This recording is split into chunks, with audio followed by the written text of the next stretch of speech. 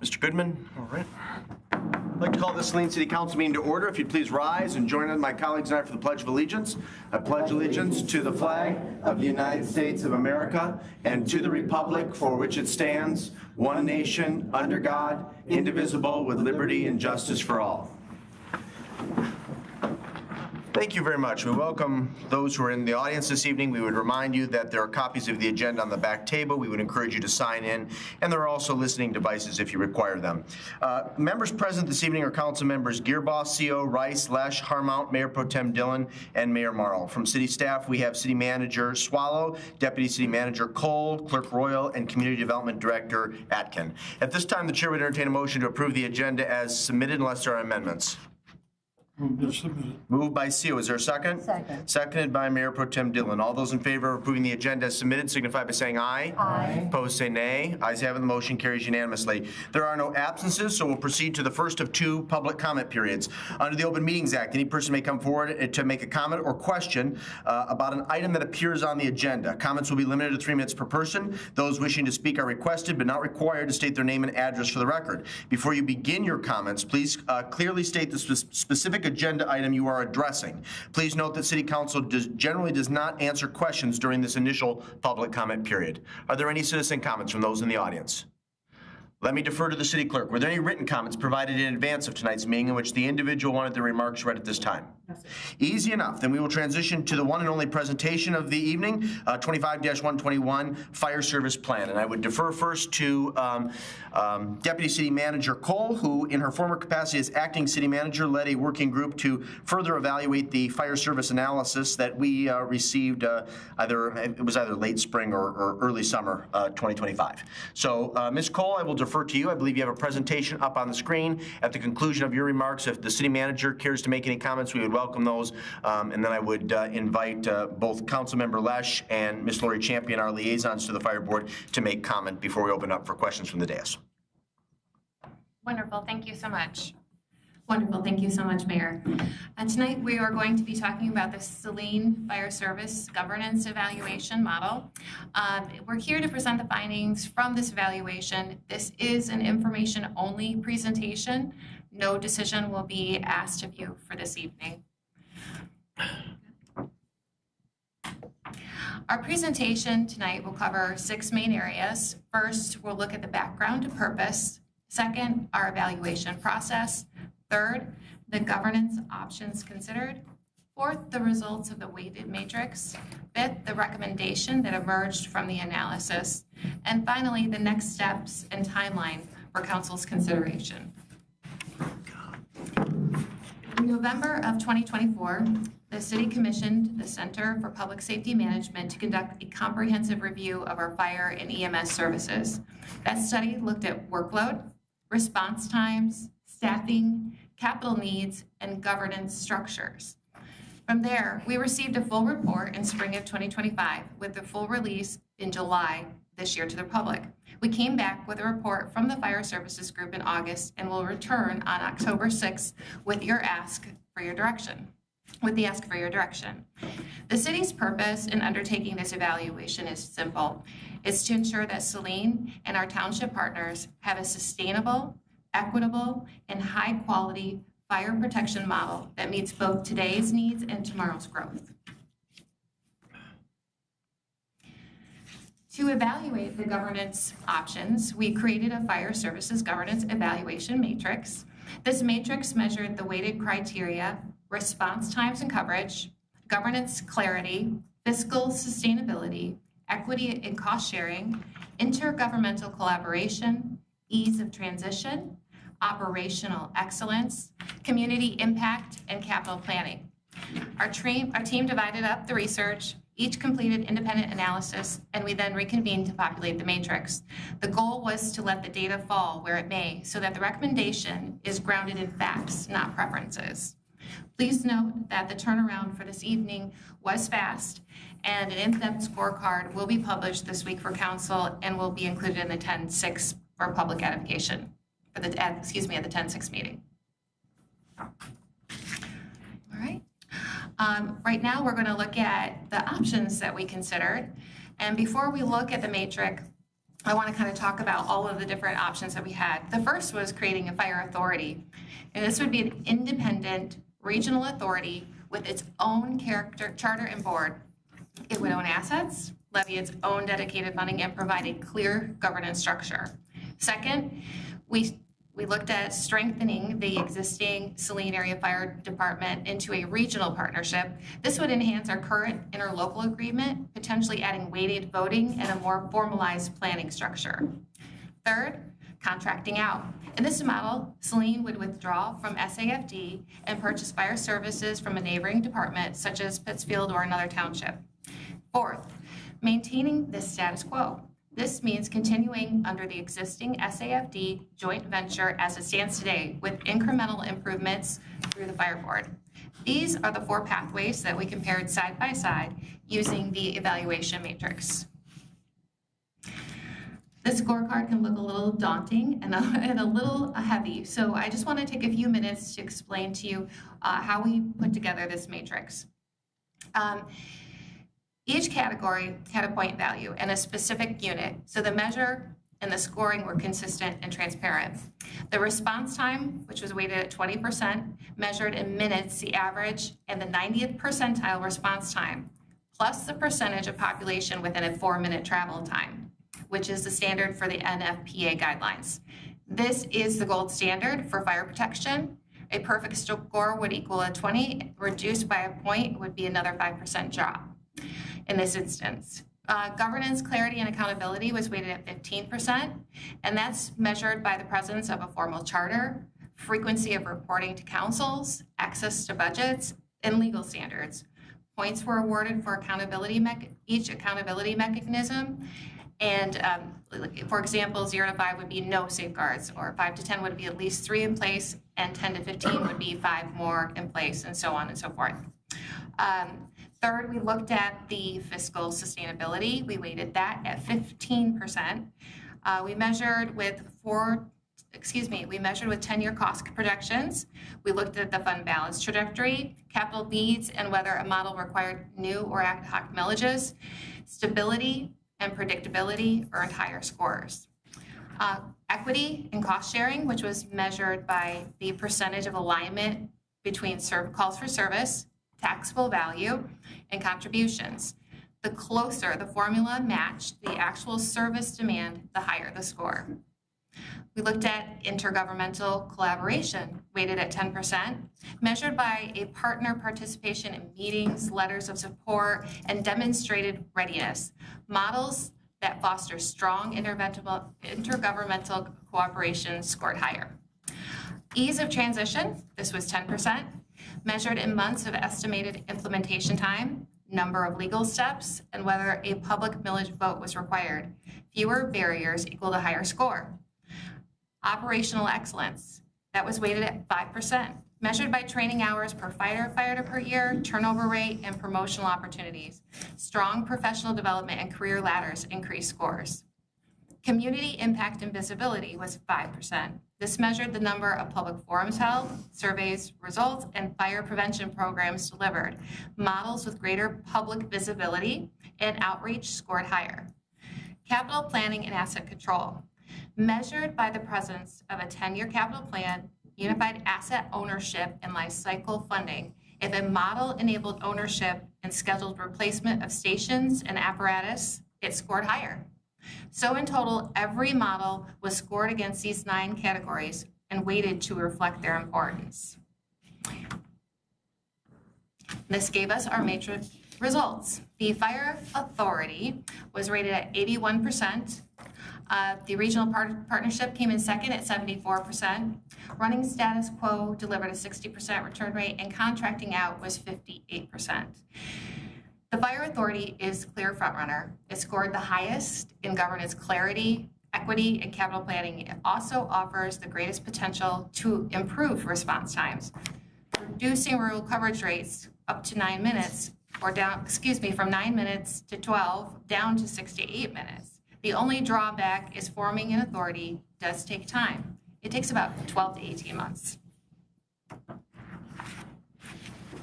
That's where we come down to our final recommendation. After the hours we've spent in reviewing the report, the task force came together and looked at the matrix with the other ancillary information that we had. And it clearly shows that forming this authority is the best path forward.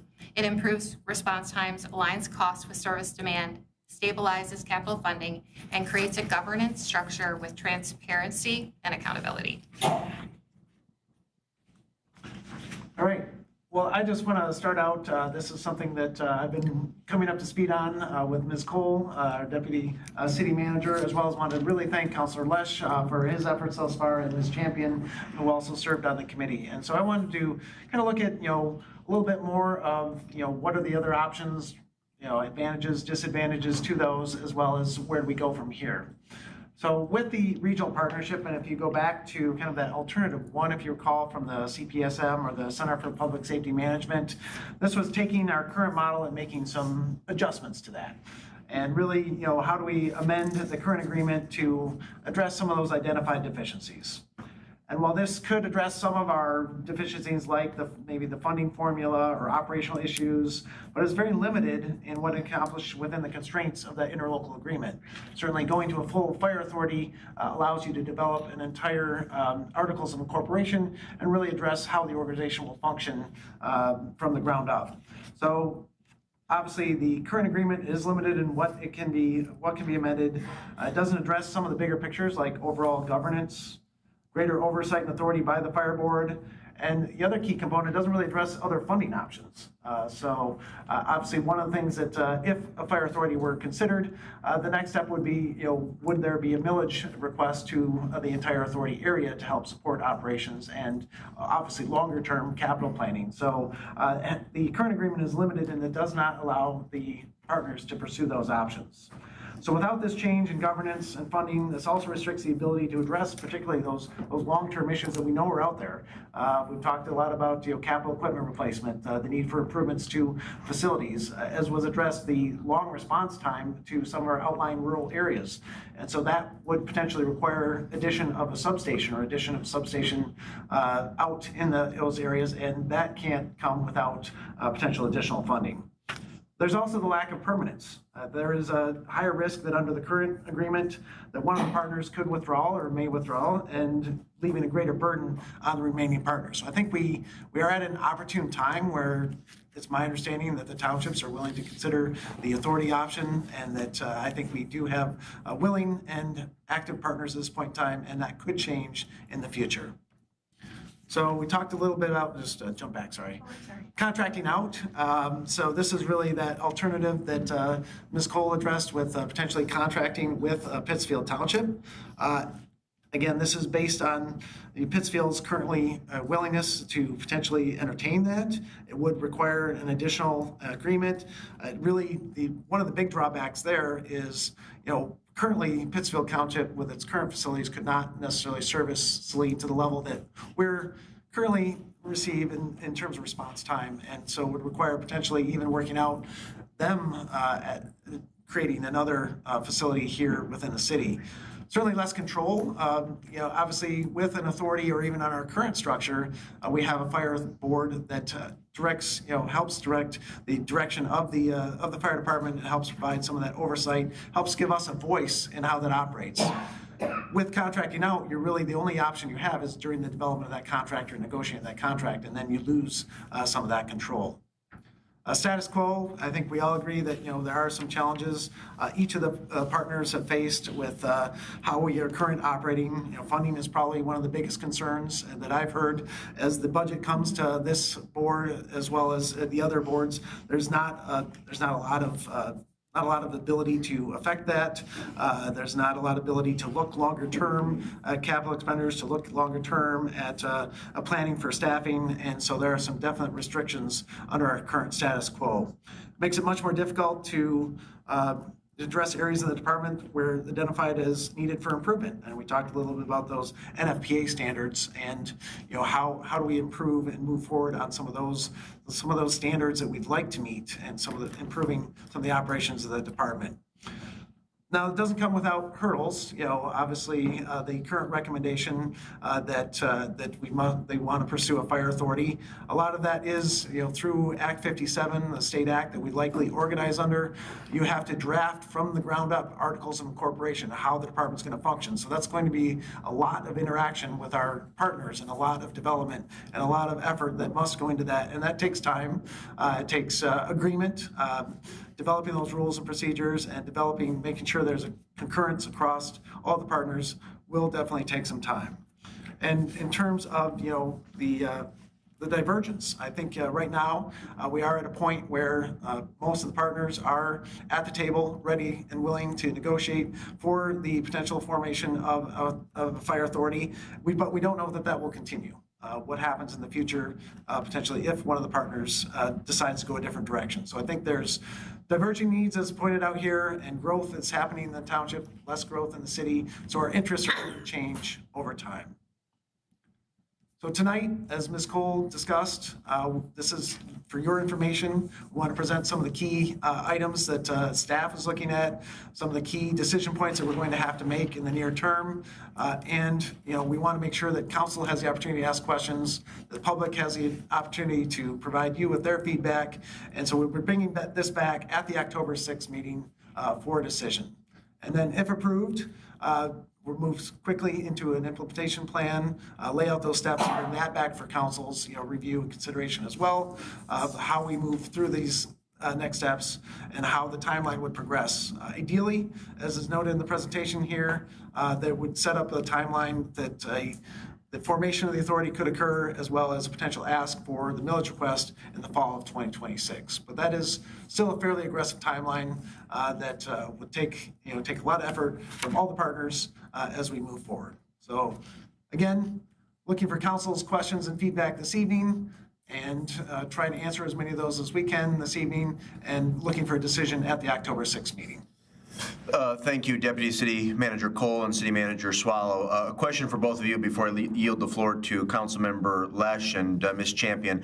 On August the 6th, assuming we're able to reach consensus on what option we would like to pursue, is it your assumption that we would be considering a resolution clearly expressing our preference for one of the options enumerated in the presentation this evening? Yes, October 6th, but yes, that would be a resolution, formal resolution from council endorsing the potential, either endorsing the recommendation from the committee or obviously your desire to pursue a different option. Very good. So I note that because it gives both the public and my 6 colleagues 3 weeks to address any questions or concerns, or to follow up with either one of you or one or both of our representatives on the Saline Fire Board. Mr. Lesh, you worked with Ms. Champion and Ms. Cole over the past probably 6 weeks, meeting virtually and then doing some work offline to complete this report analysis that was presented to us this evening. Is there anything you'd like to add at this time? Just that I would say that, we have given it a fair amount of consideration. Having the report from CPSM has really been kind of a game changer for us, because we and the public knows, there has been some diversity amongst the fire board up to this juncture, and I feel that this route is going to be hopefully a turning point for the fire department becoming a fire authority.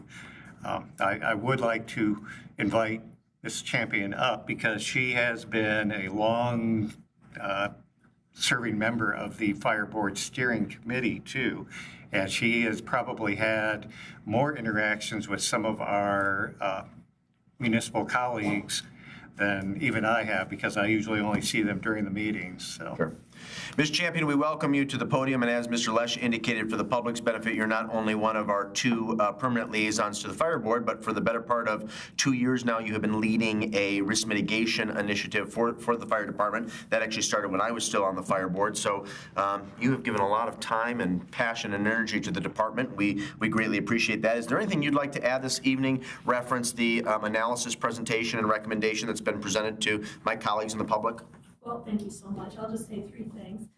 First of all, many thanks to Al and to Chuck for the partnership in going through this, and to council, because you enabled this approach of it, looking at the data with informed judgment and a lot of experience of working with the fire department partners, looking at what the options would be for the city and what the best path forward might be. So thank you for the opportunity to do that. Secondly, I would just like you to know that from working with the other fire department board members and in the steering committee, the 3 townships are on board, and they continue to articulate that and to say that they have become convinced that the authority is the right path forward. So they'll need to each go through that process within their own governance structures, of course.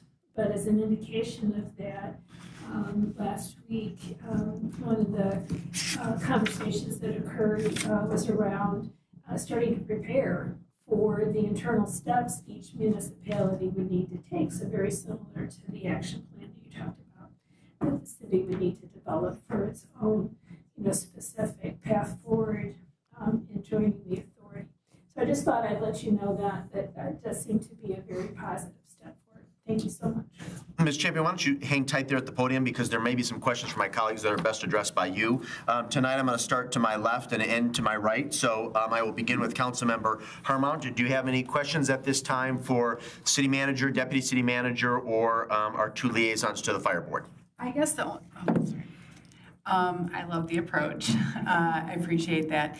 So the one question I do have is that if we were to go forward with this option or the recommended option and it doesn't work out the way that we had anticipated, do we have a backup? Do we know what the countermeasure would be at that point? Is there have we looked at each of these, what the countermeasure is after that? At this time, I would assume that our choice number 2 would be what we would fall back to. So, however, that brings up a really good point, and maybe that's something that we should discuss and designate during the time that we're talking about our initial best choice for our path forward. Yeah, my question to that would be, if we went with the first choice, does that then impact whether or not we could implement the second choice of the same consideration? And the other thing I just wanted to, you and I had talked, and I just would like to spend a little bit more time. I love the approach. I just want to spend a little bit more time with the numbers and the back data. But thank you so much for all your efforts. Very good. Thank you, Councilmember Harmount. Councilmember Rice? No questions other than the follow-up with the requests from my council member colleague, Jen Harmont. Could we see any documentation that you all had while you were going through this process, just to, for our own understanding? I think that the documentation we had was the study. So we used the study. That's where all of our data came from. But we will be providing that full scorecard with the ranges, so you know how the points were assigned coming up by this Friday. Okay, that's perfect. That's all I need. I think I want to just thank you all for doing the due diligence on this. I know that the community has wanted to better understand, this process and what the next steps are for it. And I think having this full consultation, I think having folks who have been around and on the fire board and on committees for a long time take a deeper dive and look at this. When we do make this decision, I would hope that the community is confident that, we've done our due diligence and we've really put all the data out there and all the effort behind this, so that, as this progresses and as we talk about millages, folks understand, where we're going with this and why. I think this is good background data, but I would ask that we continue as we go through this process to continue to give that data to the community, because I think it's been really beneficial. I think it helped calm some of the flames that we had, no pun intended, calm some of it down by really digging into this. So I appreciate that. Thank you. And just to clarify, I think this is for Deputy City Manager Cole, the scorecard will not only be provided to City Council by the close of business Friday, but also put up on minutes documents on demand for the public to review. Yes, absolutely. We'll make sure it's part of the October 6th packet as well. Very good. Anything further, Councilmember Rice? Nope. Councilmember Gearbaugh? As you know, my whole approach to this has been to figure out how to build a better mousetrap, and that was kind of the issue of addressing all the administrative needs, the growth, the aspect of how can we be providing the best services with the most effective approach and all that. While I see the fire authority and the regional authority are very close, I'm hoping that as we look at even the fire authority, that we're assessing the regional authority. Because my biggest fear has been that the next 10 years, and depending on who commits to what and what time period for this authority, a lot of cards could be started being dealt in the deck, and people looking for other opportunities and such. My biggest concern also right now is, as we've seen, the other townships are looking at major industries that potentially could affect how or what is done in terms of fire protection, either Toyota, a data center, a solar farm field, another battery operation. And there's models that could work for those that don't necessarily require us to be the full-blown fire protection for that. And I don't know how that will be addressed when you create a fire authority. May I answer? Absolutely. So, this is a work in process, right? So to your first point, I would say that this has to be a living strategy. And so although we've made a recommendation for the authority, as things change over time, we need to keep, looking at that and understanding how things are changing. Creating an authority today doesn't mean that you can't add additional geography into it, in the future, to your point on the growth of the region. Secondly, within the fire department, everyone has agreed in principle that going forward, we will have periodic updates on what kind of development is being planned in each of the municipalities. And so Saline Township has volunteered to go first. And at the fire board meeting this week, Saline Township is going to come in and talk through what development is going on in that area. That's good. Yeah. And York has volunteered to go second. Okay? And so we're going to have this rhythm going forward where we can talk about what's coming next and how it affects the fire department and the fire department's ability to fulfill its mission. Third point, another topic of conversation, which I think everybody agrees with, is going forward when developments come in to municipalities and they present unusual risks or new risks that the fire department has to be ready to deal with, or perhaps it's just a really big facility. That part of that conversation, the municipality leading that, informed by what the fire department, thinks is necessary to serve that new development, could be that developer makes an investment and perhaps helps the fire department absorb that additional exposure, that additional new development. So I think I'm really happy with the way people are thinking forward, looking forward, and looking to be more in the driver's seat in terms of some of these developments. And Chuck, I'm talking too much. No. I think you're doing great, Larry. Mr. Gerber, anything further? Just a couple things. We're looking at how we're doing this, and we're addressing risk and concerns. And a large part of it is, we're just 4 square miles, but we have a large density. You look at all the townships, they're very much large. So they're looking at an insurance plan to make sure that a barn catches fire 10 miles from here, they can get there real quick. When we looked at this, are we looking at this at the entity of all 4, or did you take consideration in what is the best for the city of Saline, not just counting dollars? Yes.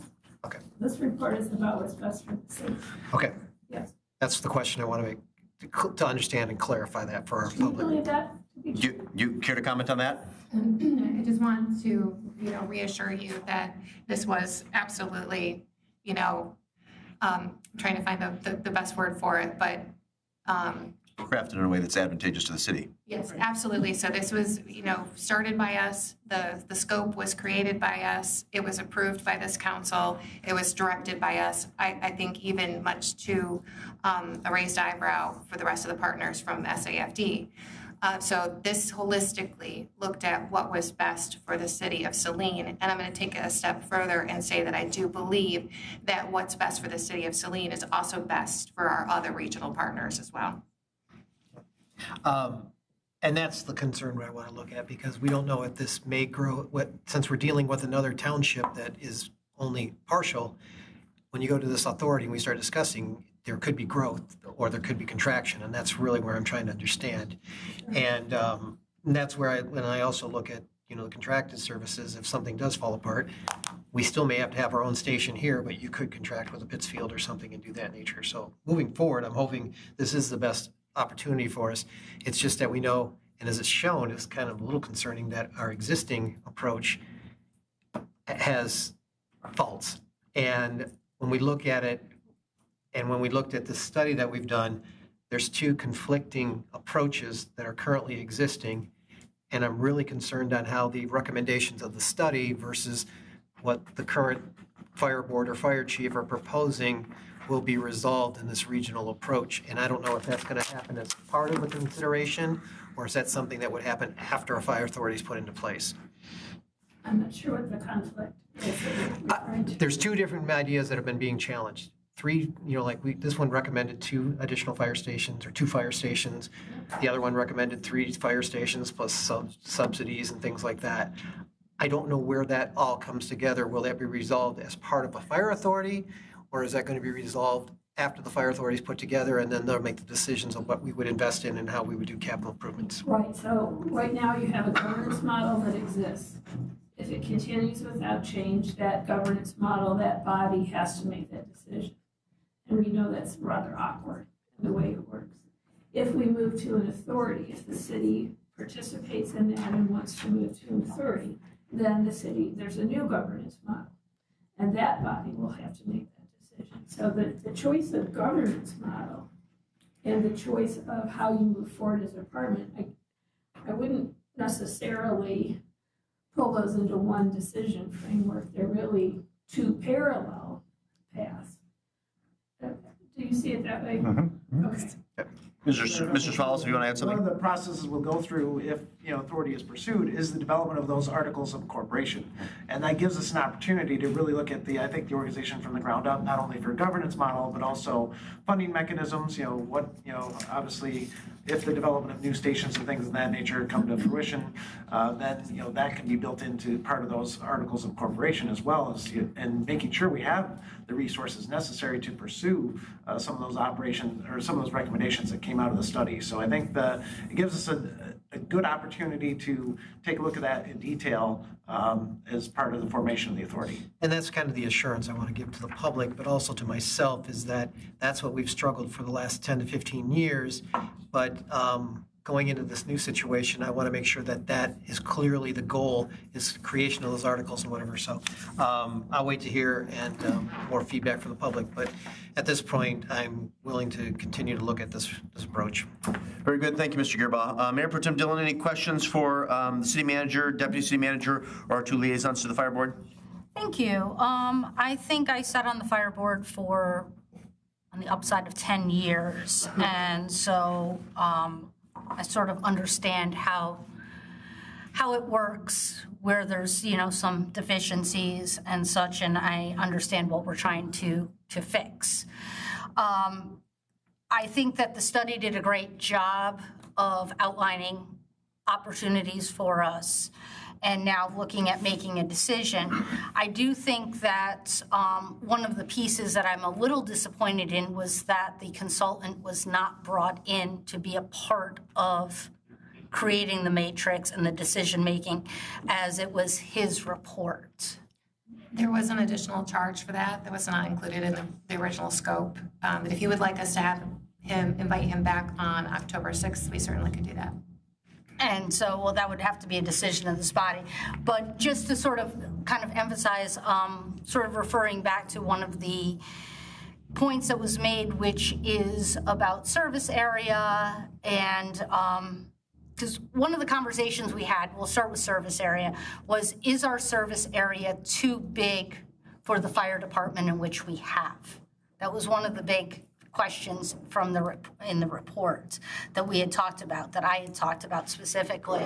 And would we have been in a better position to carve away and look at, are there better options, instead of expanding the Saline Fire Department, looking at joining forces with other fire departments and becoming even more regionalized. So I don't think we've actually taken that aspect into consideration right now. I think Mr. Gearbaugh may have mentioned this, and one of the things that I have is that before this body makes a decision, I would like to ensure that, and I know Ms. Champion just said, but understanding whether it's part of an authority or whatever, that there is a long-term commitment from each of the parties that they are going to stay on. There are options, there are conversations, there's publicly been statements made about other municipalities looking at other services for fire. And so I don't want the city to join on to have one leave or partially leave or something like that, because that defeats the whole purpose of this. With that, I do have a few questions that I want to kind of understand. And one of the matrix points was on response time. And I believe that when we were going through the full report, I thought our consultant had said that these are generally benchmarks that we're never going to be able to meet at this point unless we put a station everywhere.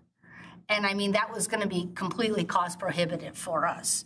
So I want to make sure that that's part of the matrix considerations when we're talking about response times. And I guess also on response times, when we talk about regionalization, does that include having a substation within the city of Saline? Was that part of that consideration? And so understanding that.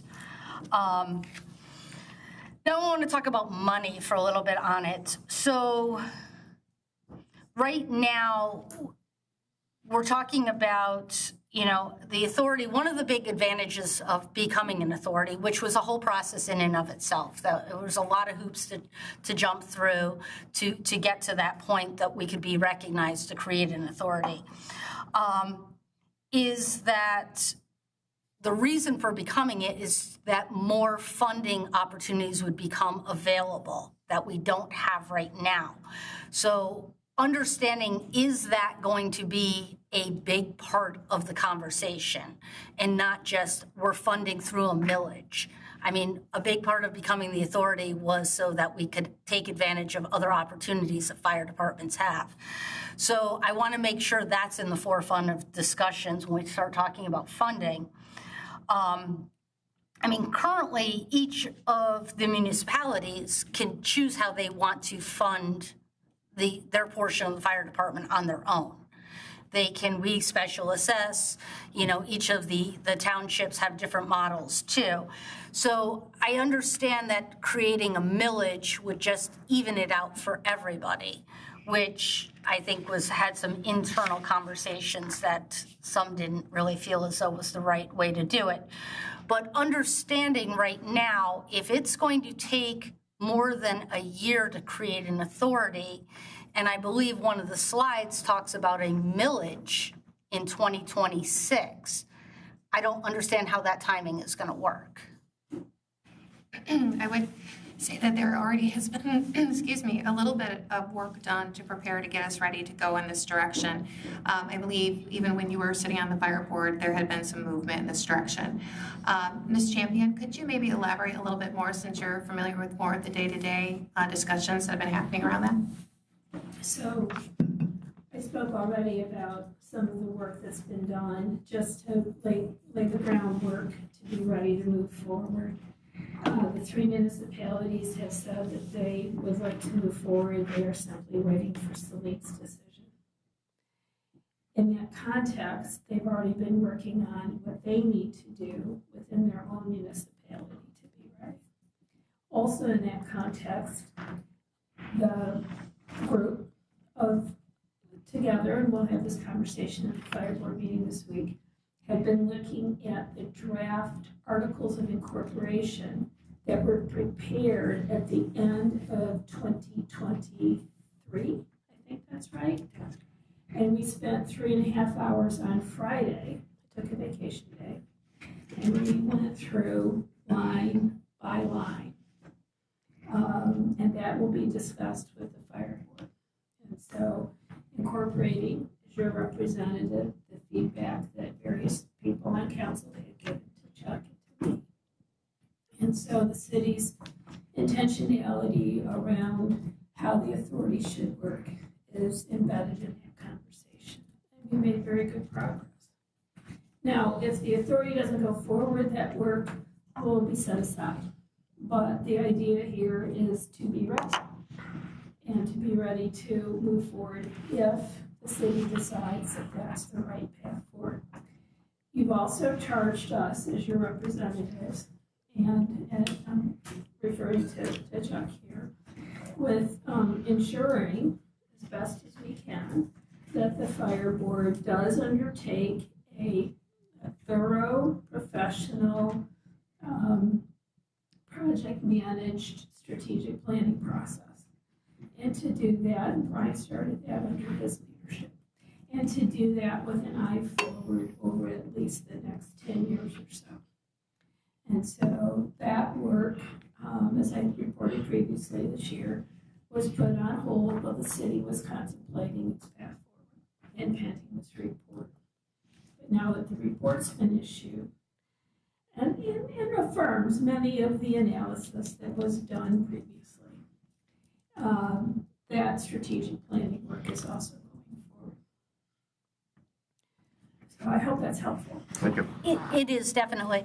One of the other things I just want to sort of touch on with what you had said and make sure that this body understands also is that status quo and an authority can be almost parallel in comparisons, because status quo, our governance agreements, can be altered to mimic an authority. The only advantage of an authority is that unified ability to tax, to do millages, and that sort of thing. So, I mean, what is status quo can be, we can raise the bar. We can change those documents. We have done that. I know that was one of, as you had mentioned, that was one of the last things that was done, where some of those governance documents were updated. So that's always an opportunity to, if for some reason this body decided that an authority was not the right direction, it's also an option. I wanted, before I yield my time, I do want to say one thing, and it's thank you very much. One of the things that I had asked for years was that the municipalities expose themselves, be vulnerable, to say what was going on in their community. We were, in the privacy of a room, hey, we're thinking about this development, or we're thinking about this project, or we're scaling things back. I think everybody sort of held themselves a little bit, close-fisted on it, and we didn't share as much as we could have, which would have helped in planning. Now it seems as though you are moving forward with that, and I think that is going to really open up the opportunity for better conversations. So thank you very much. It's a team effort. Everybody's been involved in that. I do think, though, that to your point, and this probably isn't the place to debate it, but I would just say that it does seem that the authority has advantages in a number of ways, access to grants being one of them, the ability to raise a millage perhaps being another. The government's model does seem to be much more streamlined than what we're dealing with now. And although the current agreement could be modified, I take your point, the process of getting there would be quite a lot.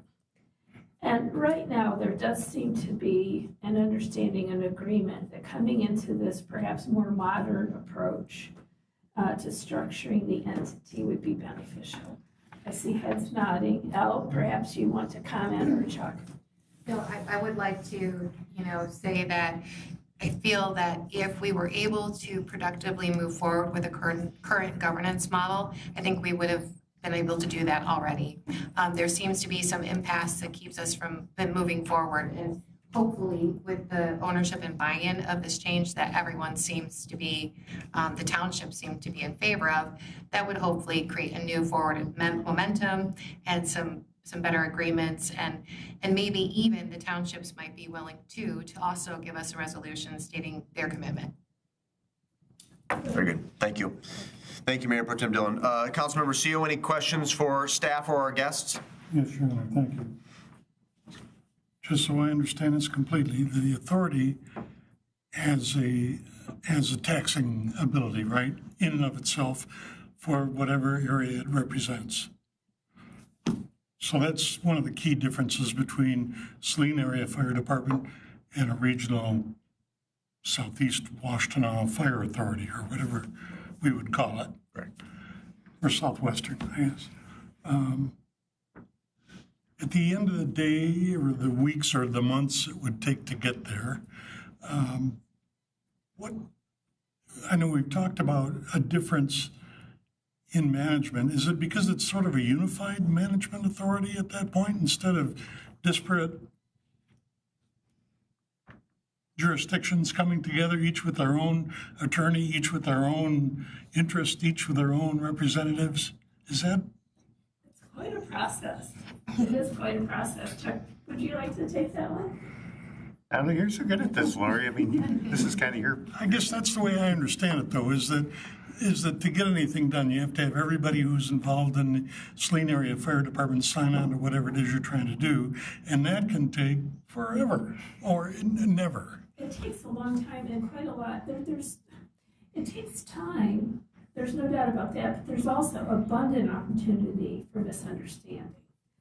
And we've seen that play out where actually the entities were in agreement, but it may not be recognized at certain points in time. For example, in the annual budget process, when the current fire department board votes to approve a budget, that doesn't really mean anything. All they voted to do for the budget is to send it to the 4 municipalities who now have to review it.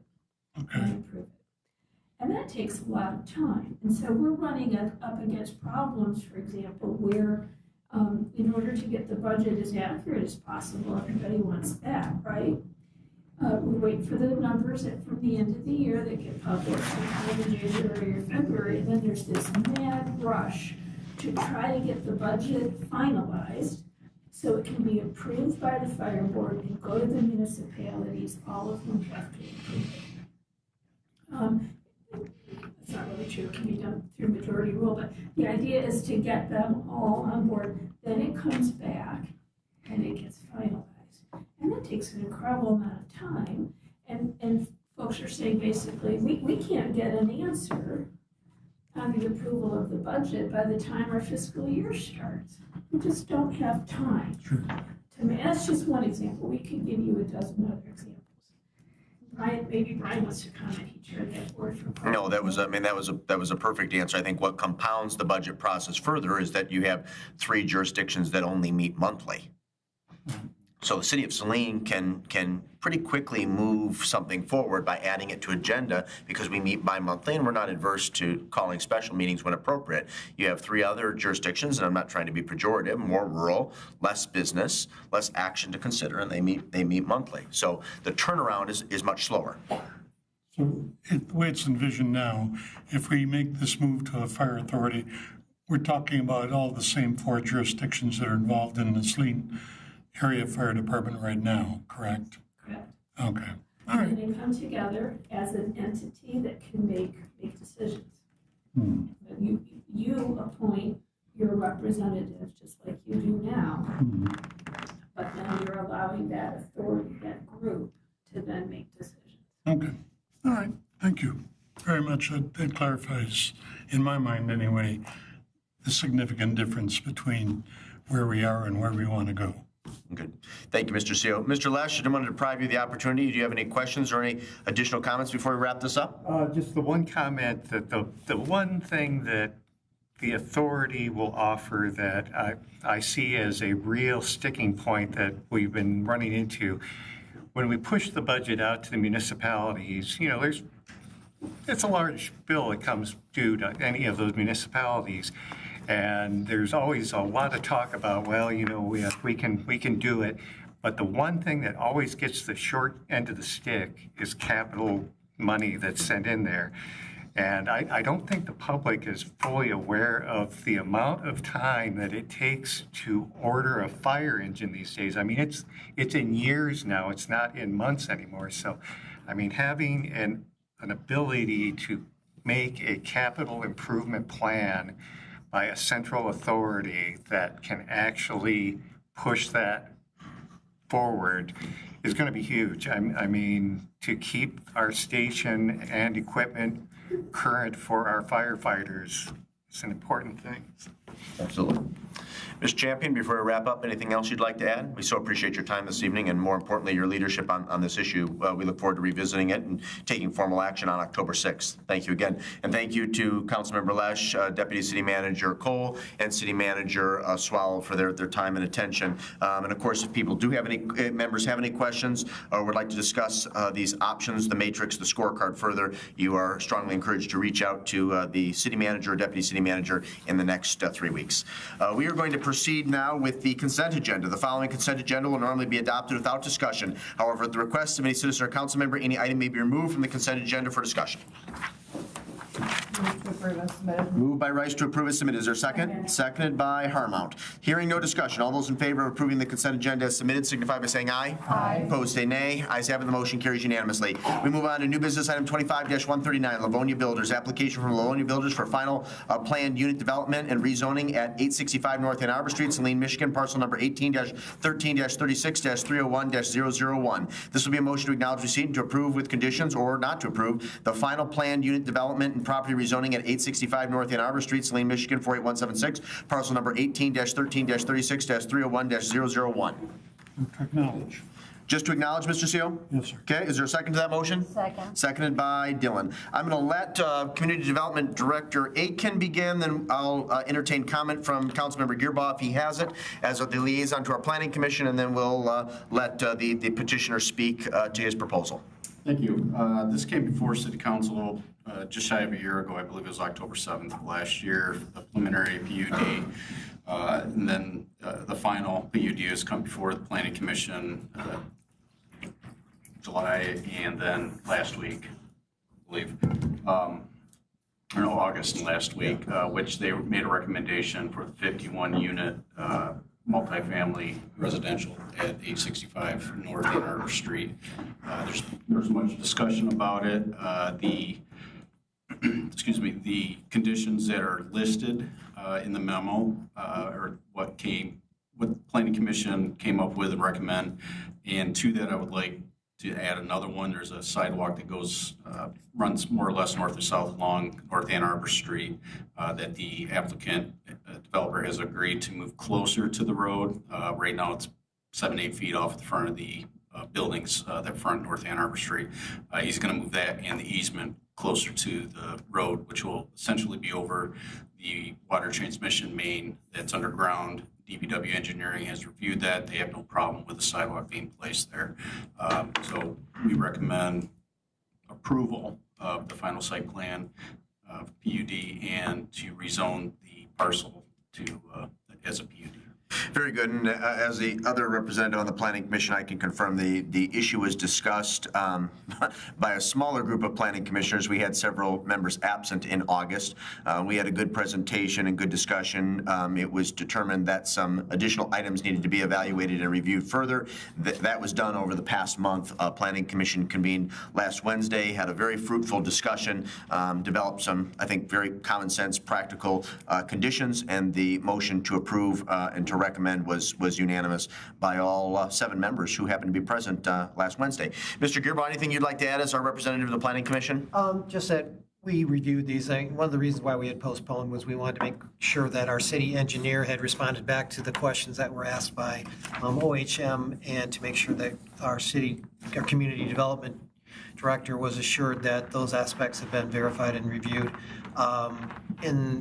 When we looked at the number of conditions, which this one, extra one will be the 7th one, it was really the idea of moving that sidewalk a little bit further out to be more in a public aspect and lining with what we already currently have, and to avoid putting in a swale. We don't necessarily do swales in the city, so that was kind of a concern with that.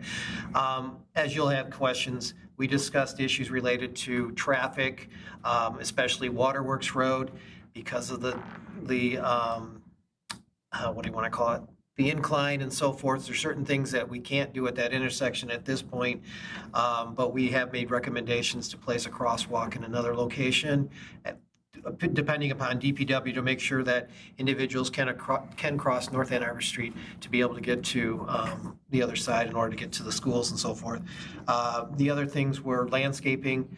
The neighbors to the south in Brecken Village wanted to have an additional approach because we will be paving that road that leads down to our water plant. And then the other thing was really addressing some of the traffic as it comes off of Harper and goes directly across and could be a concern. So at the end of the development, when it's fully occupied, that's when the conditions was to assess what the impact of it is, and then potentially putting another no left turn at that intersection to avoid any concern. The study was designed, the traffic study was done, except it was done more during the summer than not during our full school schedule. And other than that, for the most part, we will be getting a large section of this property preserved. That was one of the approaches that we were looking at.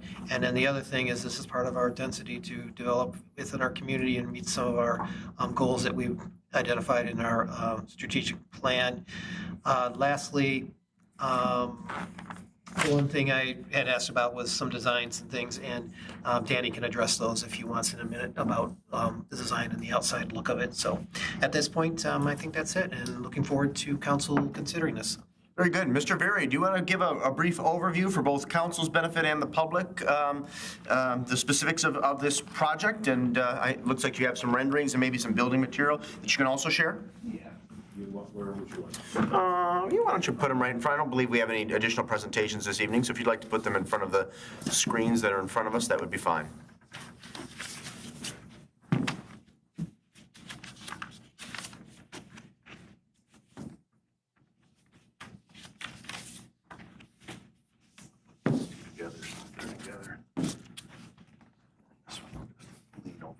Very good.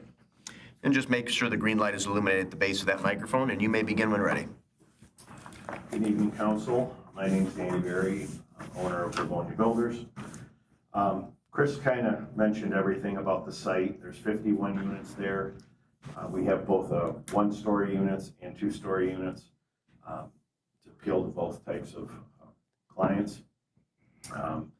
Those buildings are not the exact colors. Those are existing buildings that we have built of the same product. My color samples are right here. And what we will be doing, so they will have brick and stone on them. Kind of out of area here, but so there's the stone, the roof. And the siding color is more of a clay earthy tone. These are the colors, patterns that we're going to be using. Really, we hit everything in the planning commission meeting, that the few concerns that we had, we got them resolved with the traffic and with the sidewalk. The only thing with the sidewalk, we're still trying to determine exactly where or how close it's going to be to the right of way, because DTE runs, for our project, is running through the front there as well. So we got to squeeze them in there along with the easement for the storm sewer that we will have, but it will be a lot closer to the road. DTE is probably going to be first, and the storm sewer, then the sidewalk. But I do have one question. Is there a distance away from the road that you don't want it? And what's your minimum? Because we have 30 feet in there right now. No. We need 10 for DT and 10 for the storm sewer. Let me defer to our community development director, because this is his vocation and expertise. Do you have any on the fly? For public sidewalks, there is no minimum distance away from this back of the curb. I believe with a 33-foot right of way there, or it varies. Right. I know it jogs back and forth. I was looking at it before I came here today. Yeah, because right now they're about 7 feet off the front of the buildings, and then I believe that's close to 25 feet. Yeah, there's from 30 feet from the front of the building to the back of the right of way. Yeah, I think if you were to split the difference on there, that way there's enough green space between the back of the curb and the sidewalk, that would be sufficient. Okay, we're gonna try, because like I said, I gotta get like, Yeah. storm sewer and DTE in there, so we're either gonna be, I think we're looking at about 7 to 8 feet off of the curb, which is what it is across the street. Yeah, and that would be fine. We just don't want it to look like a continuous pour from the curb to the sidewalk. Yeah, no, Yeah. we will have the distance, but that's about, and I wasn't sure if that was too close. For No, that'd be perfect. Anything less than 5 would be a concern, but, And we also wanted to try to keep it a little bit away from the water main, because if I'm not mistaken, I heard somewhere, I thought it was in the planning commission meeting in August, that they're looking to replace that water main in a couple of years. Maybe I'm wrong. I don't recall. You know, I think the concern was that if there was a water main break, it'd be an issue getting to it. No, yeah, I remember that, but I think they're looking to line it. No, there might be a consideration, we'll talk about it later, but there can be a consideration of trying to expand. But at this point, that is years in the I future. think if we hold it back to where I'm saying we'll probably be out of your way, because the water main is right at the back of curb. Yeah. Okay. I believe that's a transmission line. I don't know if there's any, isn't everything tapped from the east side of Right, Maple? we're going, yes, there's Okay. two. Yeah, that's a transmission line, Right. so, So it's not that one that's getting, okay. correct. Well, that's even better. That was really it. Okay. We appreciate your time and patience for the public's benefit. And many will recall that just a few years ago, this parcel was a peninsula, part of Lodi Township. It was annexed into the city of Saline, which made a lot of sense.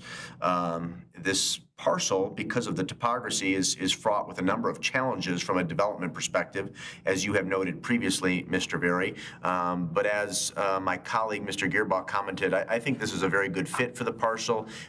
It expands and grows our housing stock, and I think it's a very positive, will be a very positive addition to the community. I wanted to see this site redeveloped, for many years. So when the subsequent motion is offered to hopefully approve with now an additional condition that I'll yield to Mr. Adkins to articulate in just a moment, I will cast an enthusiastic yes vote. I'm excited to move forward on this project. And I think between staff, our consultants, and more specifically Planning Commission, we've done some very thoughtful review of the proposal.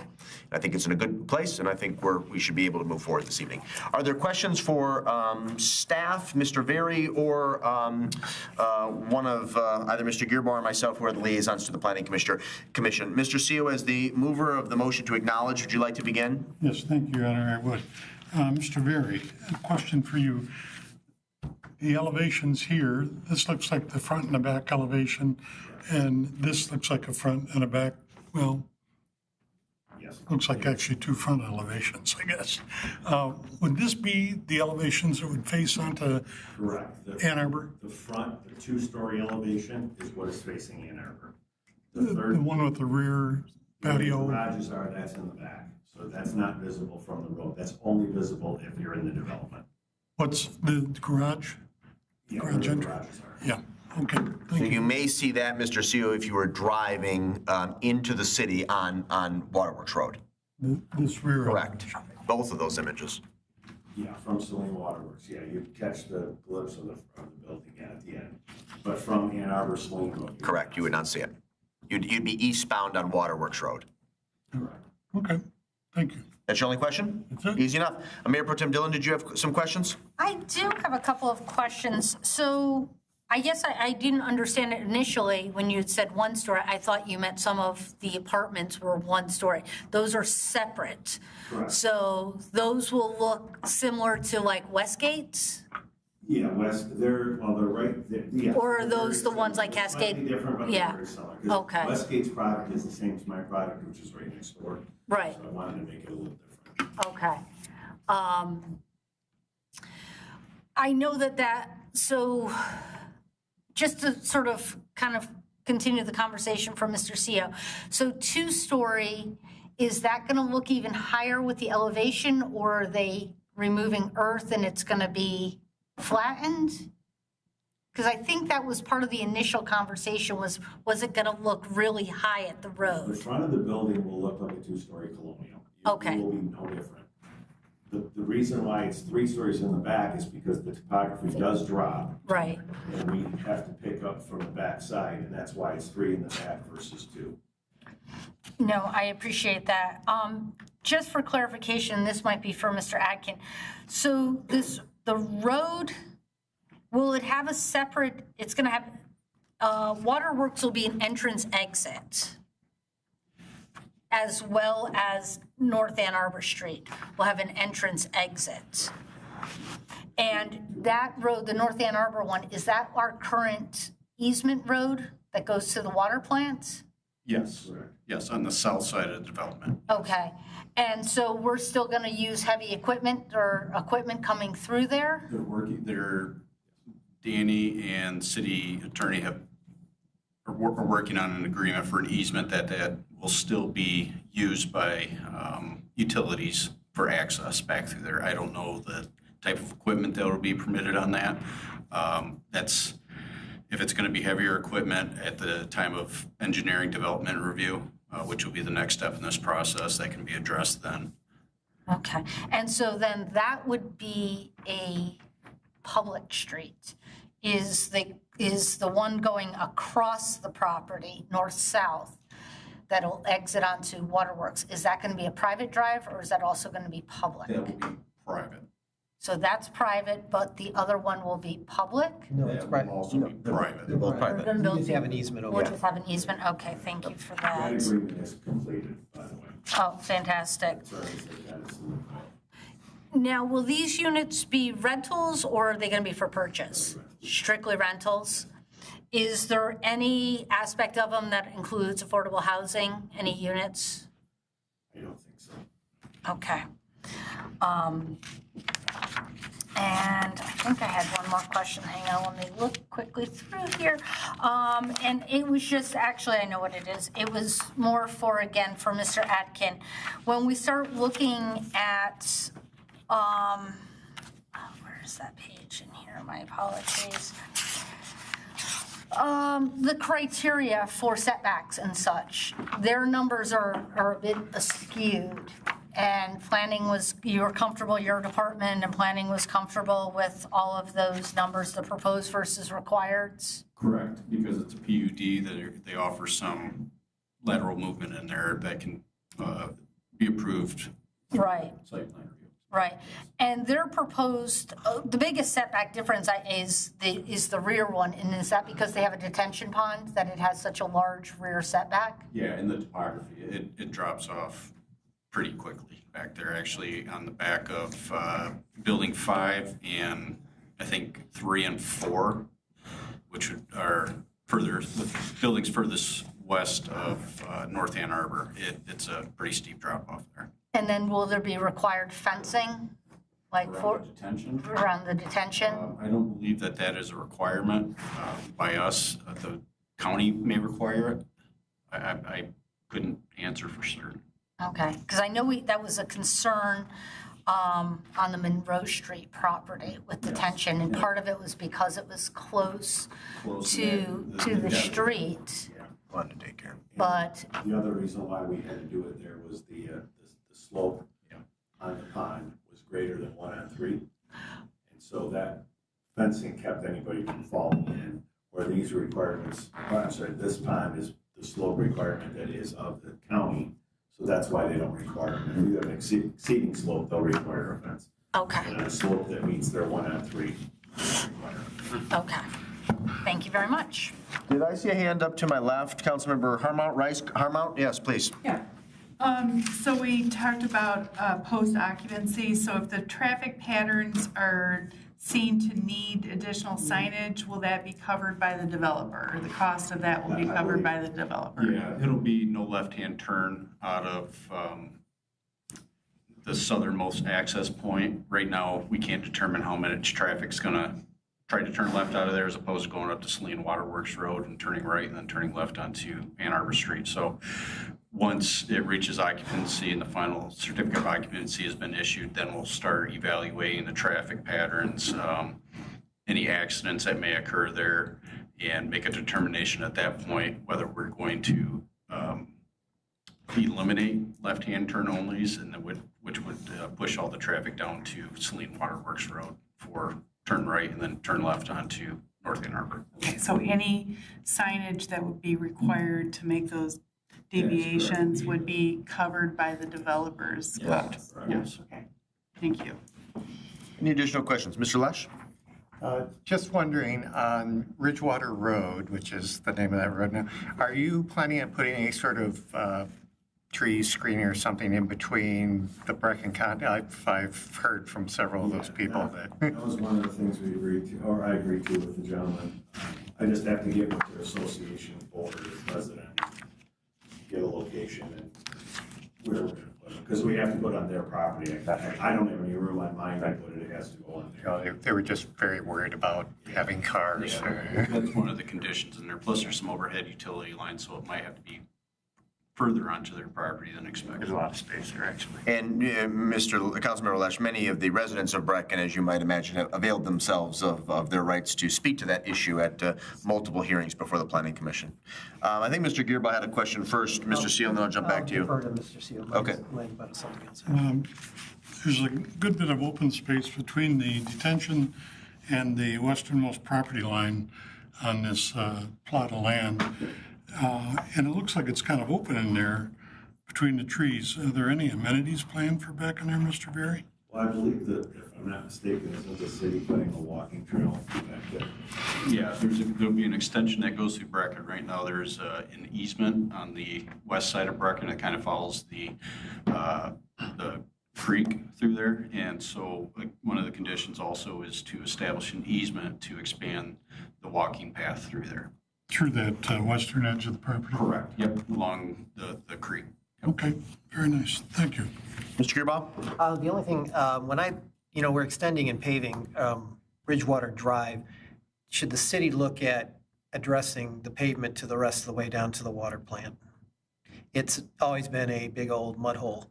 And at this time, economies of scale and whatever, perhaps, I don't know if that's in our plans or whatever, but if we're doing this whole thing, it's up to DPW, but I would say that maybe we need to evaluate this at this point.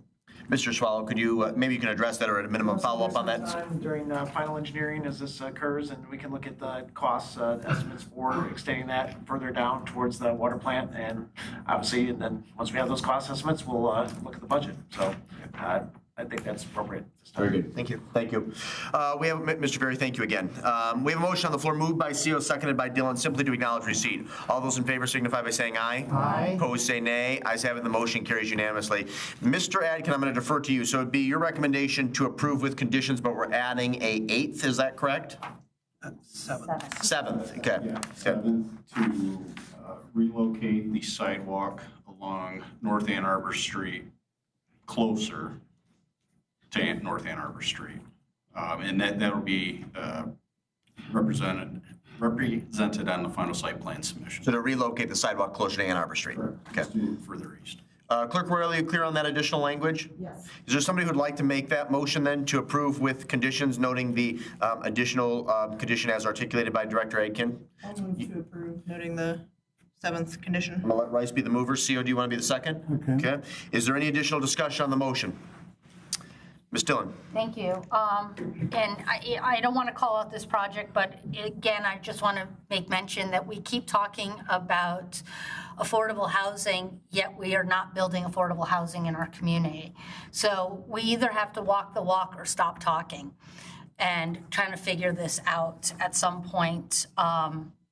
I do definitely want to continue the conversation at some point outside of this project, but it is something we do keep talking about, and yet we are not doing it. I appreciate that. I would add that I don't see market housing and affordable housing as being mutually exclusive. I think we can and should pursue both.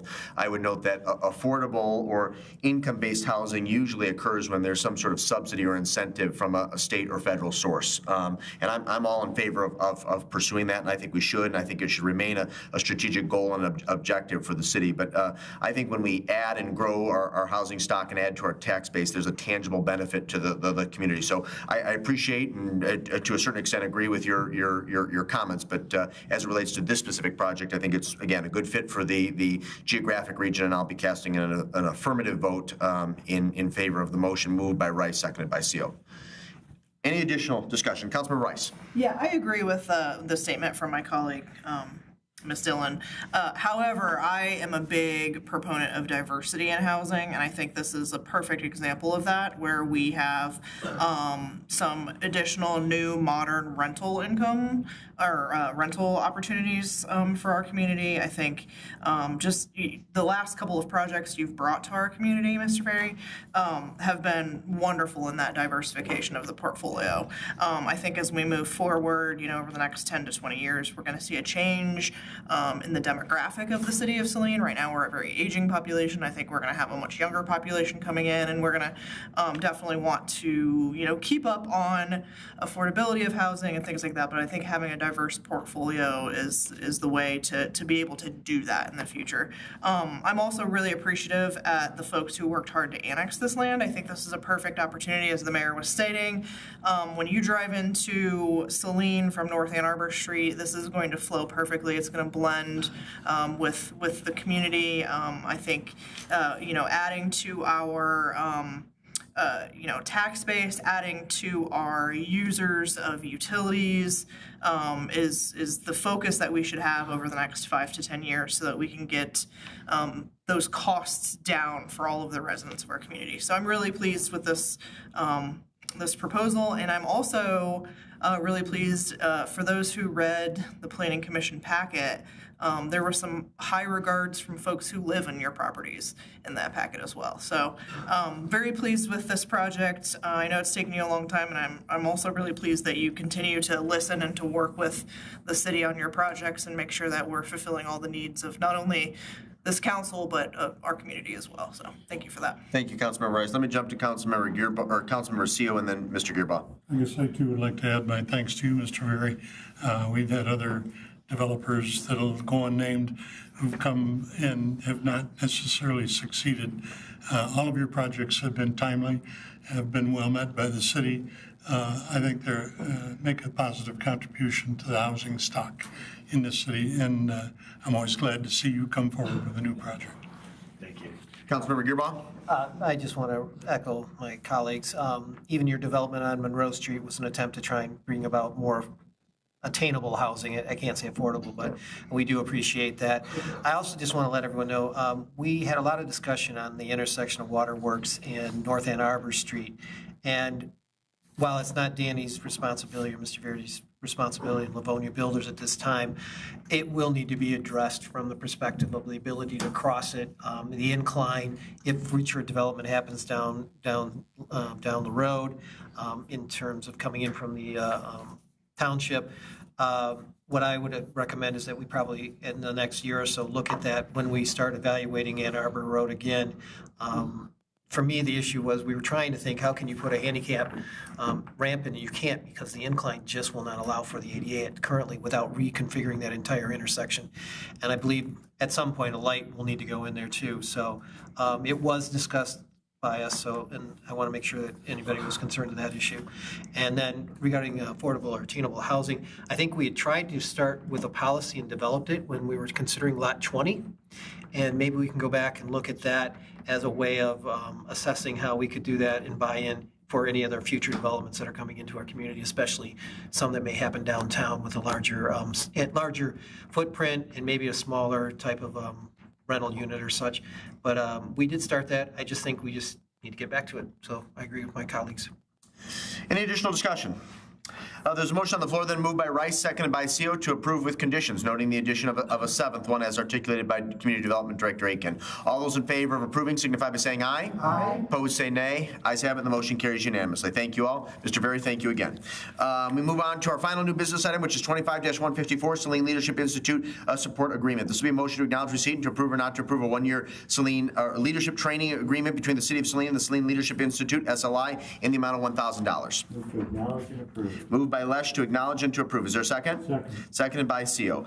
Councilmember Rice, did you want to make an acknowledgement before we proceed with the discussion? Yes. First of all, I will be recusing myself from this vote, as I have just been dubbed the director of the Saline Leadership Institute. I took over that position over the summer after the retirement of our longtime trusted friend and colleague, Diane Muckla. And then, unfortunately, the new director was unable to complete and take over. So I took over. The Saline Leadership Institute has been around. This is the 25th class. And I participated in 2022, got a lot out of it. It was my first year on council.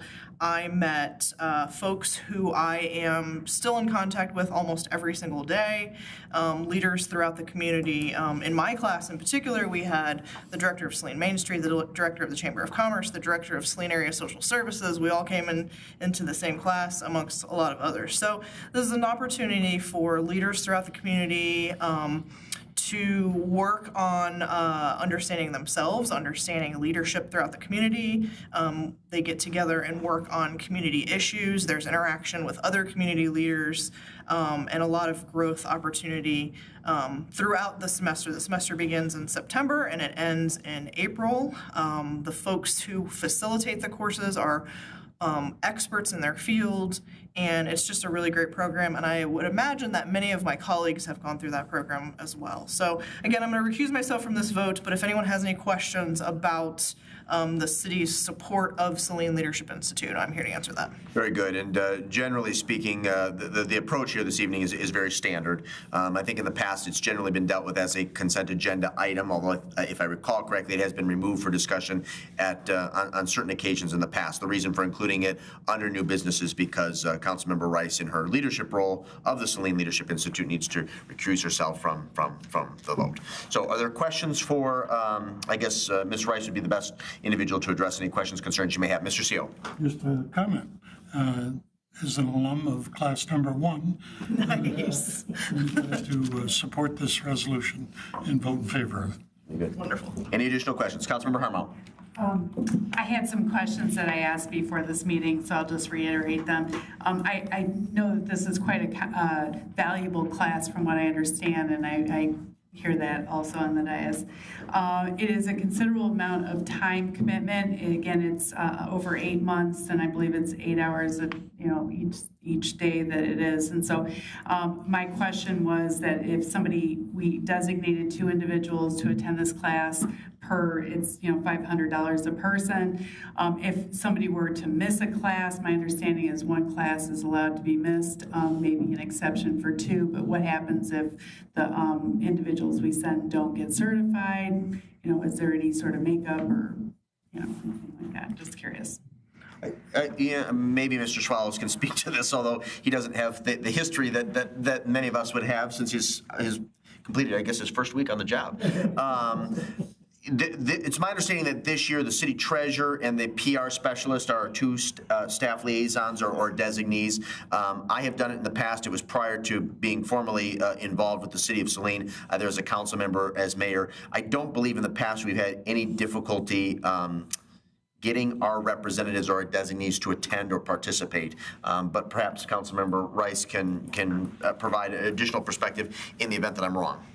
During my class, everyone was able to participate and attend. I believe we had a sergeant from the city, as well as the executive administrator from the police office. The city is always very willing to allow the time and space for this. It's part of learning development. Conjecture is that I do have a member in the class this year who couldn't fulfill all of the requirements during COVID because the class had to shut down and went online. And they got so much out of the course that they asked their supervisor if they could come back and take it again so that they could get the full experience. Yeah. So it's as the director, I get to kind of make those calls and make sure, and I could work with the city manager and say, this person's job just took over their life. Perhaps they could come next year or something along those lines. And that's usually how it works.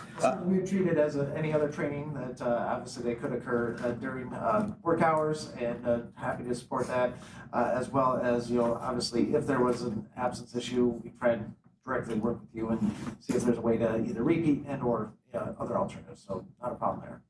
I've found over the past decade that the representatives from the city, either staff or council members, are usually pretty eager and enthusiastic about participating. So they enjoy the sessions and generally make them priorities.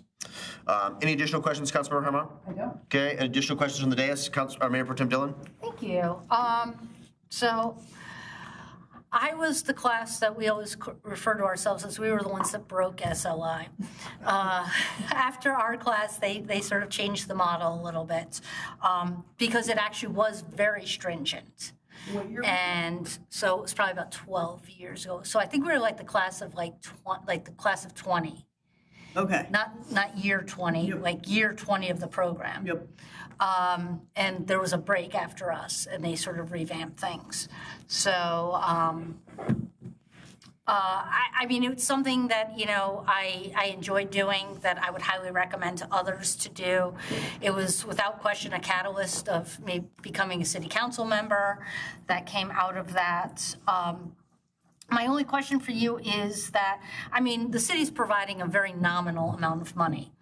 Are there other entities that are providing funding? Yeah, so this is under the CQC. So CQC is the overarching nonprofit. So through that nonprofit, there's additional funding through community ed. Community ed is providing a lot of services, things like that. So as a funding model, we do not specifically raise money for SLI. It simply comes out of CQC. And it is one of the number one priorities for CQC is to continue this class. And just with the support of the city, as we can, we often support CQC on their ventures. That's really the only funding model that we have. We do get like in-kind donations, like space. We go to Liber, we go to Kyocera. They provide lunches for us while we're there because they have an amazing cafeteria at Kyocera. So yeah, we get a lot of in-kind donations from folks who have participated in this program for 25 plus years. It's not outrageously expensive. Really, the costs are for the facilitation and then for food. So we pay the facilitators a nominal fee, and then we pay the food. So essentially, we break even each year. That's the goal, at least, is to break even each year. Well, thank you very much, and good luck to you and to the new class. Any additional questions or comments, discussion? Then we have a motion on the floor moved by Lesh, seconded by Seal to acknowledge and to approve. All those in favor say aye. Aye. Opposed, say nay, and one abstention. Thank you very much. Motion carries 6-0. We transition now to reports and other announcements, including updates from boards, committees, commissions, and task forces. Again, I'm going to start to my left and end to my right. Councilmember Harmon, any updates this evening? No, we had the Historic District Commission last week, and we were able to approve the items that were brought before the commission, and then I don't have any other updates. Very good. Councilmember Rice. No updates. All my meetings are tomorrow. Councilmember Gearbaugh. Asset management met last Friday, I think. And I've started taking minutes, so I will start sharing those with you all so that you have that information as we talked about progressing with that. I just want to invite everyone to opening at the farm this weekend. Story time will be done by the library at 11 a.m. That's for 0 to 7-year-olds. You sit around the individual and she'll read a story and kind of do a little interaction with you. And then the farm will open at 12 o'clock. And then I also want to invite everyone to harvest time. That will be on October 6th from 12 to 3. Similar type of thing. We do our hay rides as we've done in the past. I think you mean the 5th. Yeah, the 5th, sorry. Yeah. Sorry to interrupt. No, thank you for correcting. I'm a little goofy today. And then, well, I was in a car accident over the weekend, so. No, sorry. Not good. And then the only other thing is, I know there's a couple policies and things that we were discussing in the last month or so that I'd like to reintroduce and bring back related to our disposal and our procurement aspects. So I'll get with Dan on that one, but I'd like to see that happen in the next month or so. Yep, please do. And if it requires an ordinance change, if you wouldn't mind including either the chair or members of the policy committee in on that message, that would be great. I'm not sure it's going to be an ordinance. It's really just our policy. Okay, very good. Mayor Pro Tem Dillon, any reports, announcements, updates from boards, committees, and commissions? Thank you. Well, Mr. Gearbaugh just handled asset management. The big one I have is the Urban County Executive Committee met. And I will say that, I know it gets inconvenient at times, but this is one of those meetings that in person yields such a huge benefit. We had a really great discussion with everybody being in person versus our Zoom, because we alternate between them. There's going to be some really big changes that the county's looking to make as far as their policies and procedures on funding. And it's funding regarding our community development block grants. And we're going to have to discuss as a city what our direction is going to be. I've had a brief conversation with the city manager about it, and I will bring the rest of the group into the fold on it. Right now, the city receives a yearly allocation. They're looking at changing the model of that. And because communities like Saline receive a smaller dollar amount, it's very hard to use it for the type of projects that are required. So currently you're allowed to bank your funds for a couple of years, but what's happening is too many communities are banking funds and they're showing too high of balances, so it's impacting them getting additional funding. So they're trying to spend down their banks. And there's a whole new model, and it could be beneficial. There's definitely a lot of drawbacks, so it's a discussion that we're going to have. The other big thing that came out of that meeting was that we had a big presentation by, regarding the Brownfield Authority. And what Brownfield has sort of changed some of their requirements, and there's definitely more opportunities to use Brownfield funding. So that's another conversation that this body is going to need to have at some time in the near future about where we would want to see dollars allocated, because there's more opportunities in which to use them. We've been very fortunate. Our former city manager, O'Toole, sat on the Brownfield committee, and when she left, Deputy City Manager El Cole was able to step in.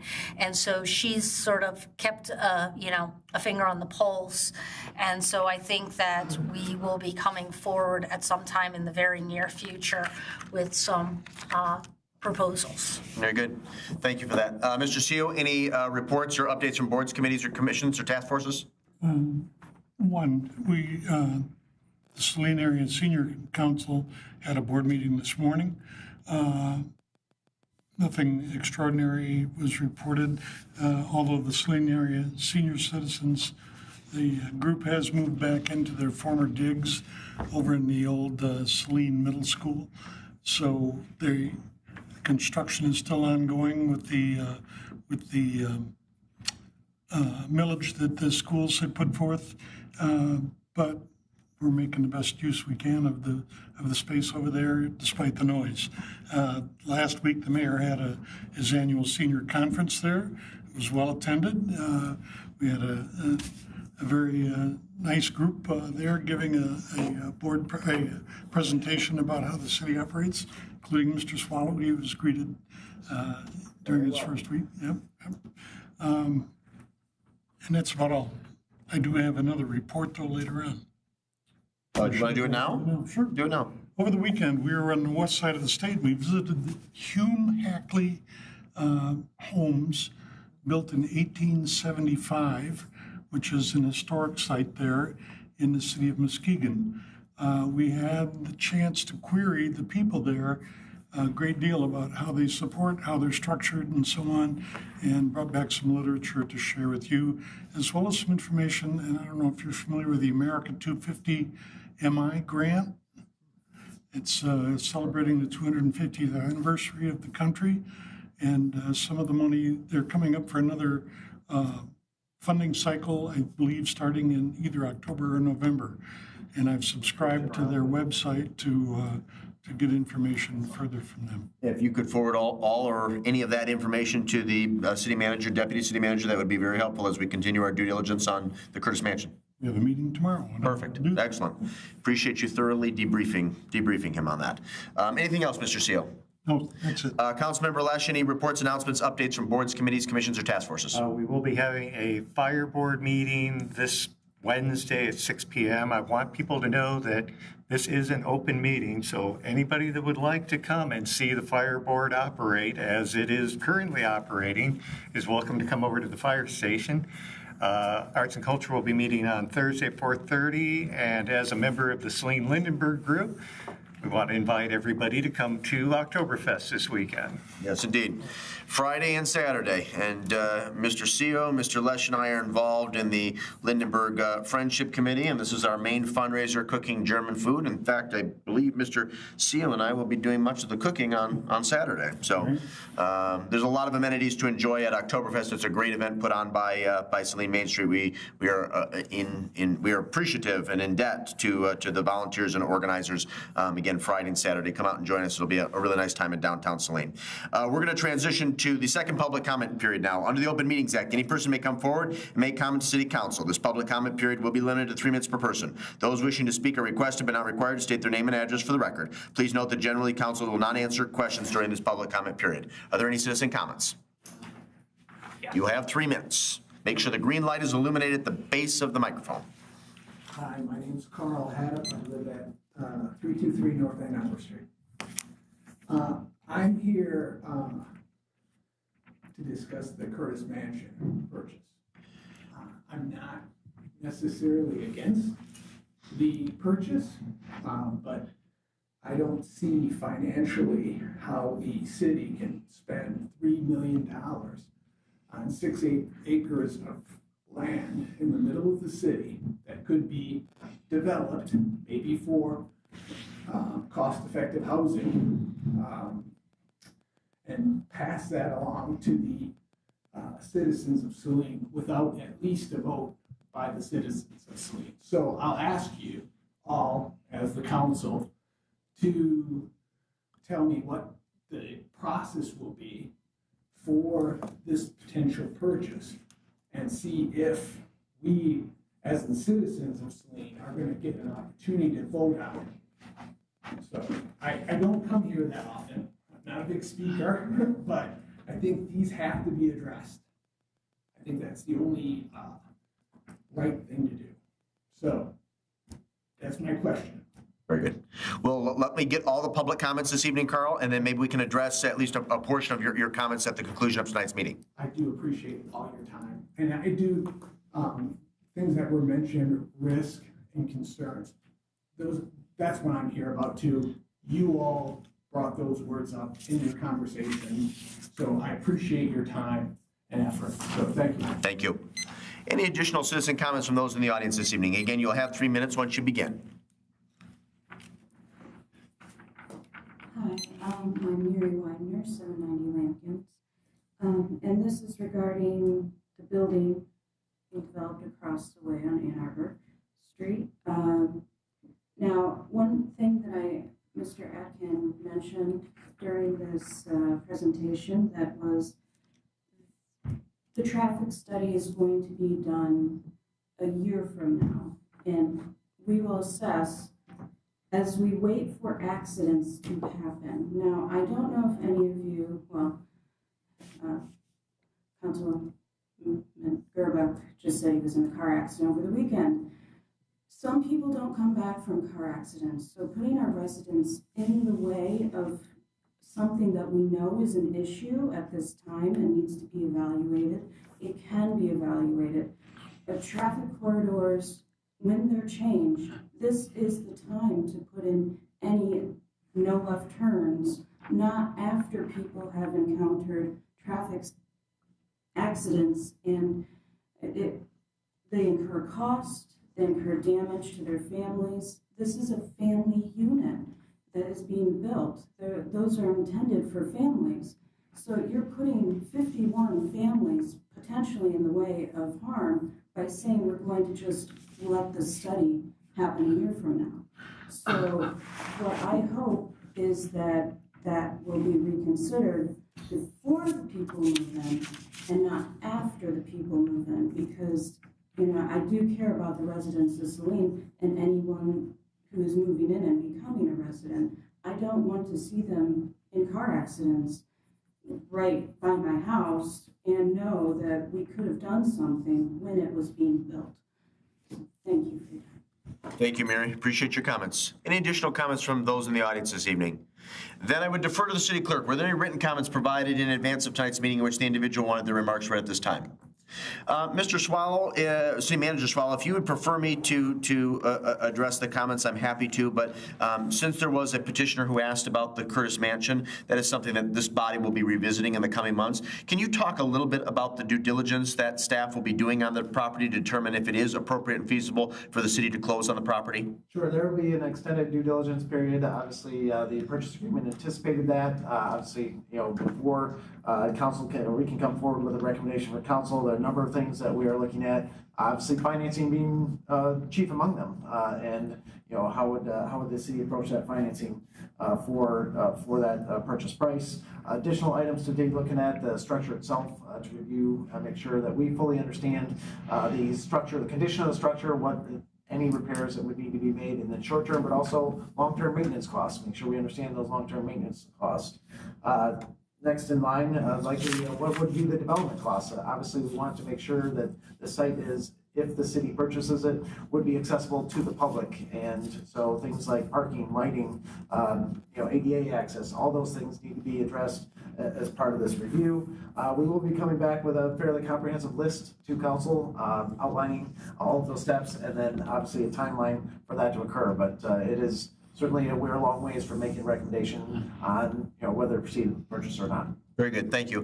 Mr. Adkins, no, it's certainly not required, but there were some comments and concerns raised about the development that was approved this evening for North Ann Arbor, specifically a traffic analysis. Anything you'd like to add to that? Yeah, based on the engineering study or the traffic count that was going to be generated by this, the daily traffic count, it didn't trigger to prohibit left-hand turns out of there at this time, so that's why we are going to be looking at this. It's not necessarily a traffic study as much as it is how the traffic can flow in and out of wait times and things like that. Unfortunately, there may be some accidents, but the counterpart to that is if we prohibit all left-hand turns out of there currently, now it's going to drive all the traffic down to Saline Waterworks Road, which it could potentially cause a little bit of a gridlock down there too. So there's multiple aspects of this that we're going to be looking at, not just for that particular access point. So it's internal circulation, the amount of actual traffic that will be generated out of there, and that's peak time, peak hours, and off hours. So it's going to be pretty intense, or not intense, but very in-depth analysis of it. Very good. Thank you, Mr. Adkins. And specifically to the Curtis Mansion proposal, if there are residents, concerned parties that have questions, concerns, or would like to discuss that matter further, I think my council colleagues and I would welcome phone calls or emails, or if you want to grab a cup of coffee, I would welcome hearing your thoughts on that particular matter as we continue to do due diligence to determine whether it's appropriate and feasible to move forward and close on the property. If there's nothing further to be brought before City Council this evening, the chair would be delighted to entertain a motion to adjourn this regular meeting at 8:42. Moved by Emily Gearbaugh be the second, and Mayor Pro Tem Dillon be, or Gearbaugh be the mover, Dillon be the second. All those in favor of adjourning signify by saying aye. Aye. Opposed say nay. Ayes have it. Meeting is adjourned. Thank you all.